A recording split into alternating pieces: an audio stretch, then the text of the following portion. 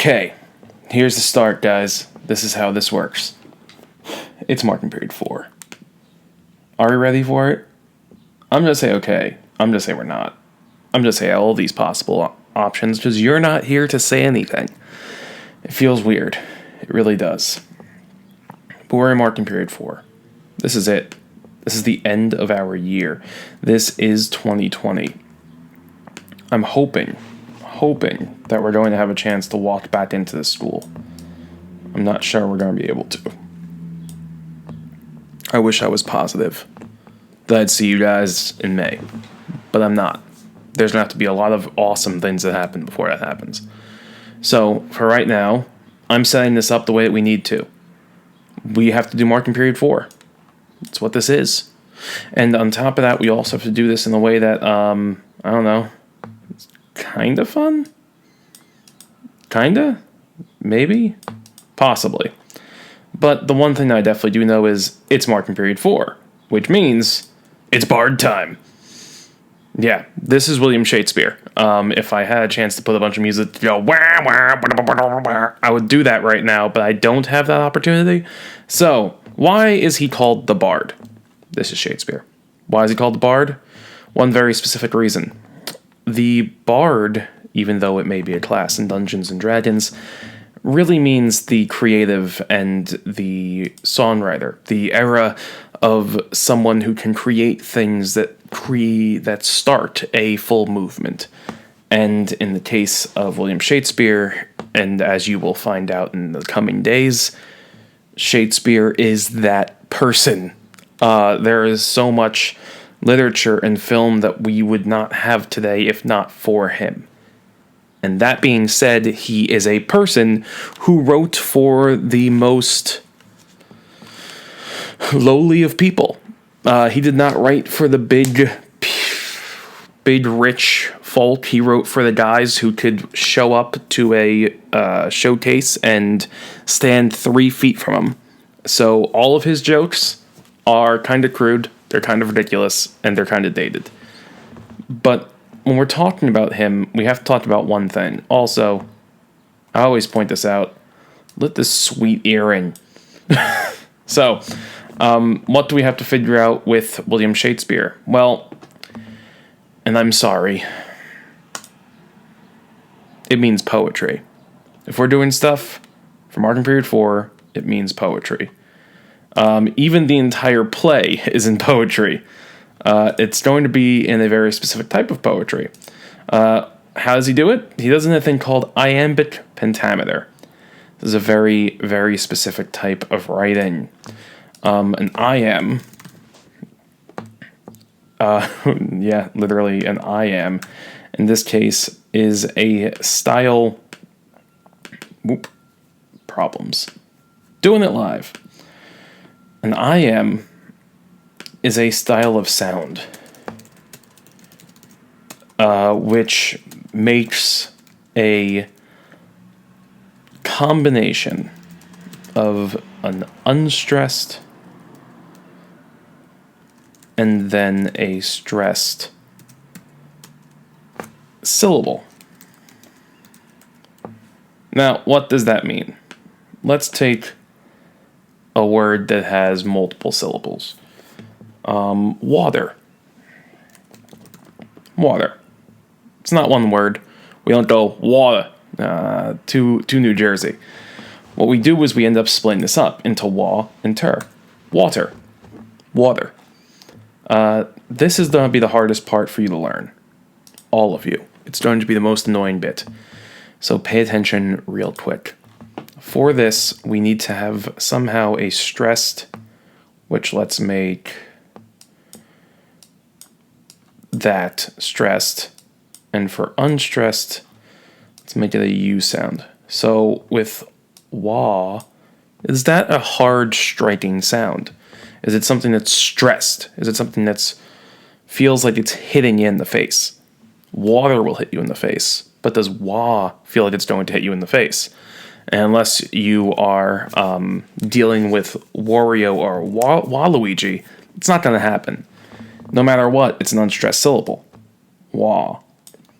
Ter is the sound that actually you can feel it. crisper. There's a crispness to that sound. And because of that, it's going to be a stressed syllable. Now, what does that mean? This thing right here is an I am. That's what it is. Now, if I was you, I'd be saying, okay, Mr. Delaney, that's an I am. Fine. We can accept that the combination of unstressed and stressed is an I am. What the heck is pentameter? Well, penta means 5. And meter is, well, it's a meter. 5 meters? No, it's not right. Meter in this case will mean sounds. Sound combos. Specifically, IAMs. So, this is all confusing. The best way to show you how to figure this out is in something called an English sonnet. And now we suddenly have a new random word in here. English sonnets are set up in one way. They have 3 quatrains and a couplet. Okay, Mr. Delaney, what is a quatrain? Yeah, I got it, younger version of me. Quatrains. They are, specifically, a quatrain is I don't know why I'm saying this as though you're writing it on paper. A quatrain is a paragraph in poetry consisting of 4 lines. Wait. That's a stanza, right? Yeah, that's a stanza. I just want to make it a little bit easier for you guys so I don't keep throwing random words at you. So a quatrain is a 4-line paragraph in poetry. And it comes up with having 3 of them. So this is a 12-line poem and a couplet. So if we're going to have a couplet, then that means that's plus 2. Now we're doing math.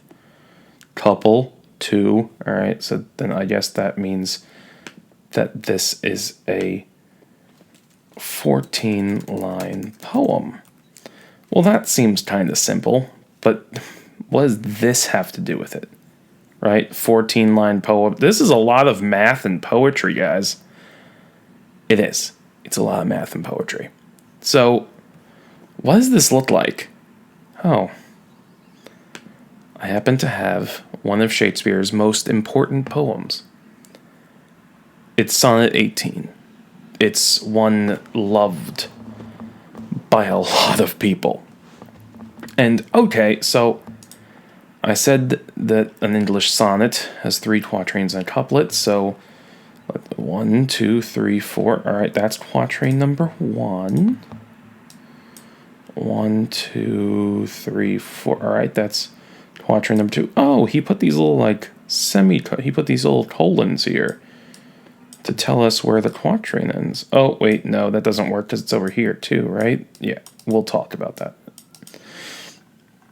Let's see, 1, 2, 3, 4. Okay, and oh, see thee. Cool. Let's read this for a second. Shall I compare thee to a summer's day?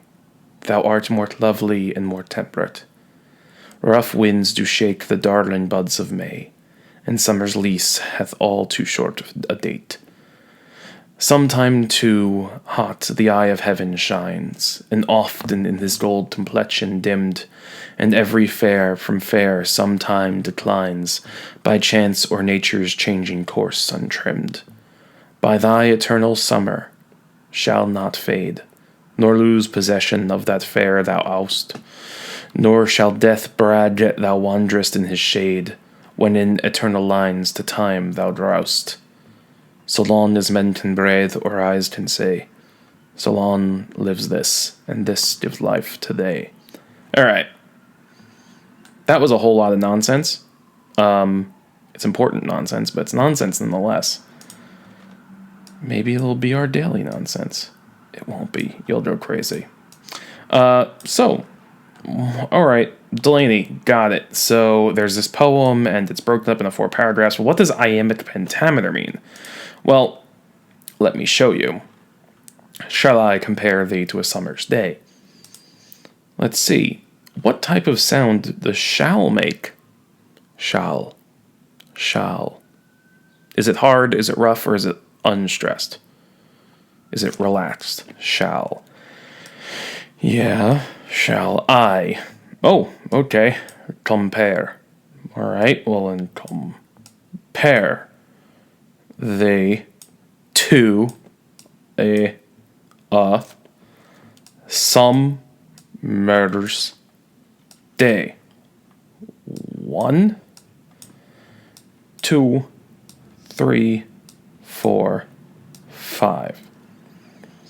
This, ladies and gentlemen, right here is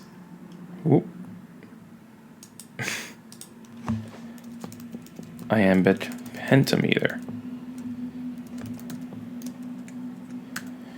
It's just 5 iambs coming together to make a sound. Now, here's the thing. This is going to happen for all of these lines total.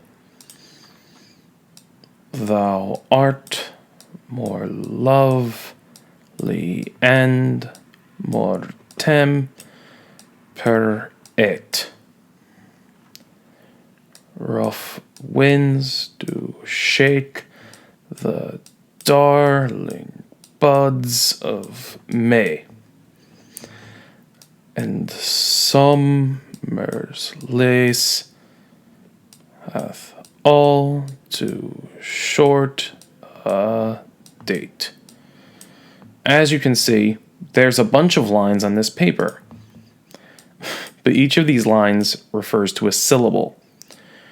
Remember, a syllable is just the sound that your mouth makes. So each one of these is a setup to have 10 specific sounds that happen throughout the entireness of the entireness of this actual poem. So, why tell you this? Oh God, I've done something terribly wrong. Why tell you this? Because the entirety, or almost the entirety of our play is going to be written like this.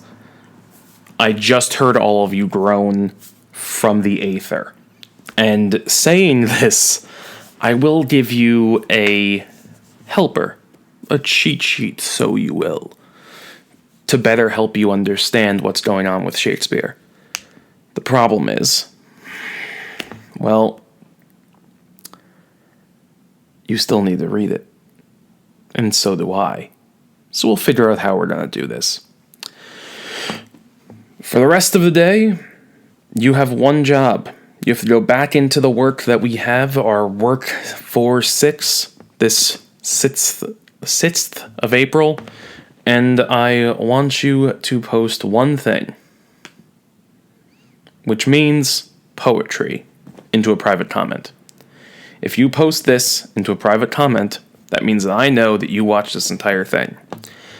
And in the event that any of you have been watching YouTube videos of, like, I don't know,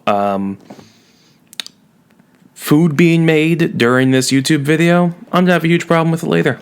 And I'll find out. 8th grade, this has been the first one. I know this is long. I'm going to try to make them shorter. I'm sorry. So, marking period 4 begins right now.